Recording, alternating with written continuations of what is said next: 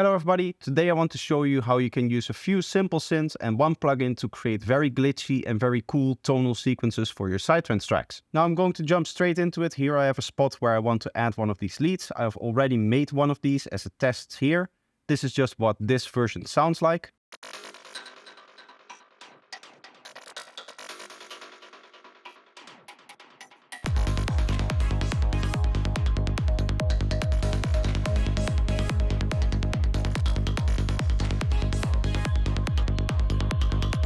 And you can see that it's just using 3 sounds, and actually the sound design of each of these is going to be very simple. The magic actually is going to come from this plugin here, which is dBlue Glitch. So what I want to do is I just want to make this from scratch, and the cool thing about it is because you can always use different synths and sound design techniques to actually make this, it's going to come up with a different result each time. So I'm just going to go into one of my tones from the tones pack, and this is really a nice starting point because I can just give it a little bit of release and just a little bit lower decay and sustain, and I already get usually some kind of nice plucky sound. Let's play that a little bit lower. Something like that. Let's up the volume a bit, add a little bit of soft clipping, and then we'll add some stereo with the dimension, as well as the hyper here. And that should give us a nice first tone to start off with. And this is really how easy these sequences are to make. All I have to do now is come up with some kind of sequence for this sound.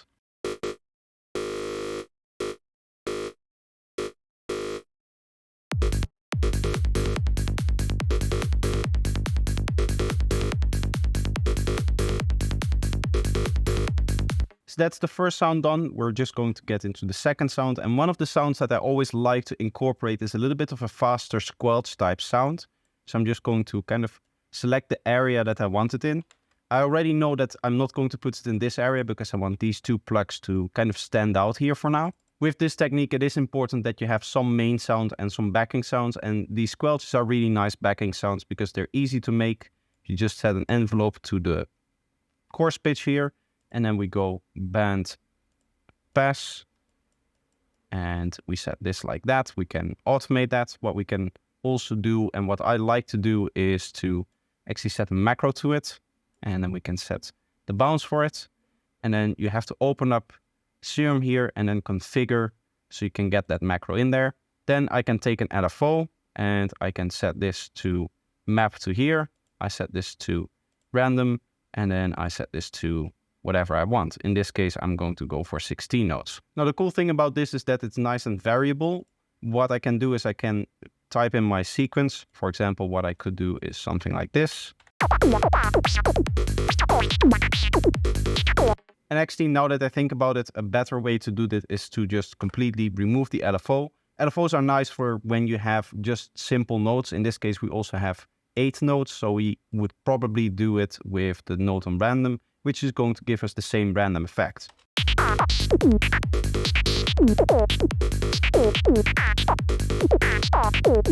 Let's start by grouping these so we can set the volume of the second one relative to the first one. I'm going to go down by 4 dB. I'm going to start making our third element. And what I'm going to do is I'm actually just going to copy over this individual MIDI note, consolidate it like this, and then duplicate it over so that it happens also here. And this is just going to be an extra layer for this sound here. Again, I want to do something simple. I don't want to spend too much time on this. The whole goal is to get this over quick with. So I'm going to just set up a specific tone again, set up an envelope like this, and then hyperdimension for the stereo width, which you always have to generate a little bit for. And then we'll do compressor with some OTT for some nice punch. And we get the sound that sounds something like this.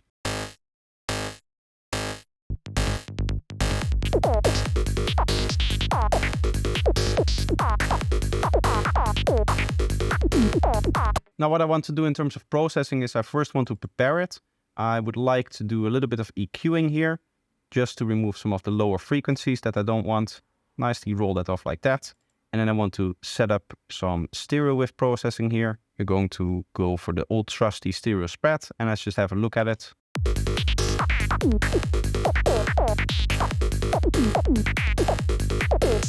I'm going to go with a little bit of a wider setup because this is going to be a background synth, so I want it to be a little bit more stereo. I plan on having another synth on top of this, probably something like an acid line or something like that. Now that's actually all of the sound design done, and we're now going to go into making it sound glitchy. But before we get into that, if you enjoyed this video, make sure that you like it, and if you're new here and you want to see more of what to do, make sure to subscribe.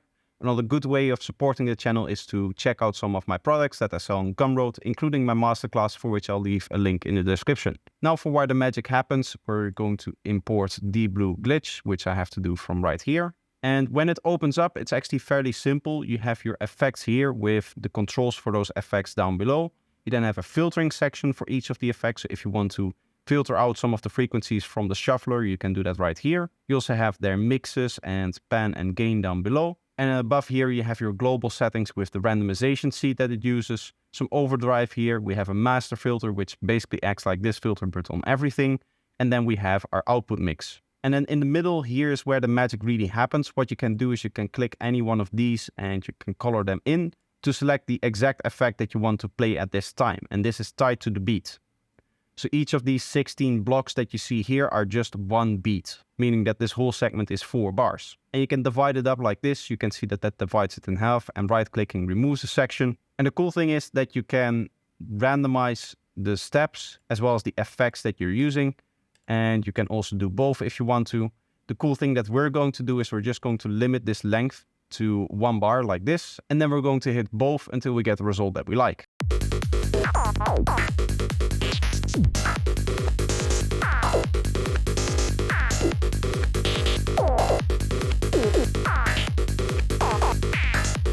Now this is very nice, but it's still very, very static. So what I want to do is I want to take some of these and replace them with random modulators like this, and this.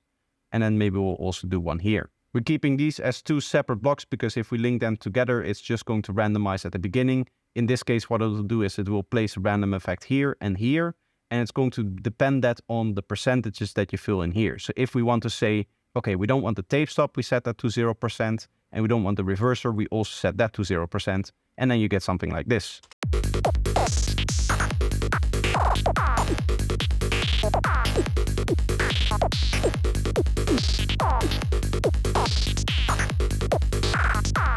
So now we have a nice 1 bar glitchy section. We can process it a little bit. Let's apply a delay. We're going to go in here and we're again going to go into the EQ. And we're again going to remove any of the lower frequencies. This is because some of these effects that the glitch introduces are going to cause a lot of those rumbly frequencies, and we just don't want them, so we're going to remove them. Then we'll mix this in with the rest of the track, and then we will layer it out for the rest of the part here, for the rest of the section.